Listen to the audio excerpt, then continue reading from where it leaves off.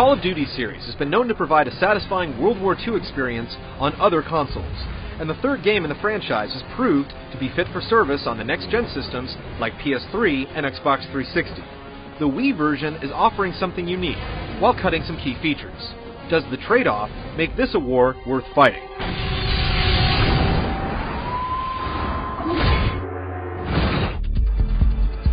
There's still a lot of fighting to do after the successful D-Day invasion, and the push across France provides some interesting battlegrounds and situations. Players will jump from one pair of combat boots to another, fighting alongside not only American and British, but with Polish and Canadian forces as well.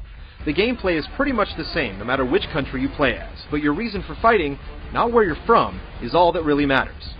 Well, that and killing Nazis.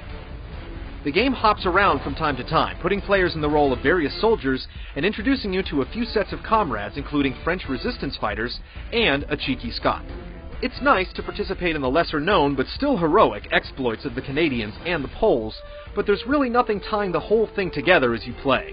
You may sometimes forget exactly what you're doing and why. Never fear though, soldier, just keep moving towards checkpoints and shooting Germans and you'll be fine.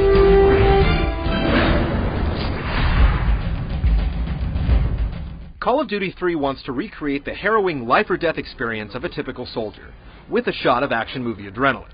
Each mission has you following a clear path from beginning to end, and your success depends on your ability to survive the chaotic gun battles, complete your list of objectives, and kill off the dozens of enemy soldiers standing in your way. You'll run into a brick wall or maybe a barbed wire fence if you stray from the intended path.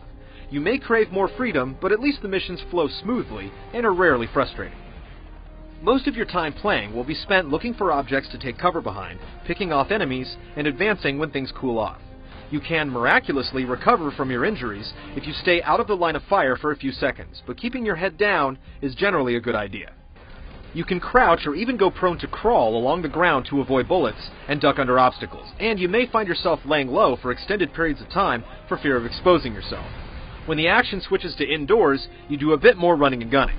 The game mixes things up with activities like spotting targets for a tank and manages to stay entertaining the whole way through.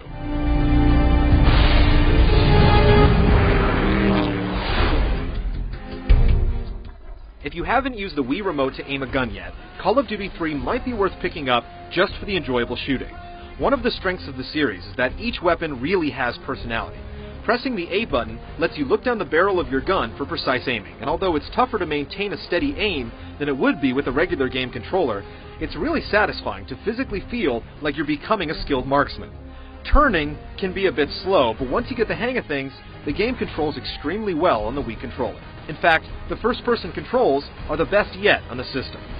You'll use the remote for a lot more than just pointing and shooting. When you're jumped by a bloodthirsty Nazi at predetermined spots, you'll have to pump your hands forward and backwards rapidly to fight him off and execute a kind of upward jerk to finish the job. It can be tough to know how you're doing or what you could be doing different. Other activities include planting explosive charges, rowing a boat, and driving a Jeep. The motions required are fairly simple. For the Jeep, you hold your hands as if you were gripping the sides of the wheel.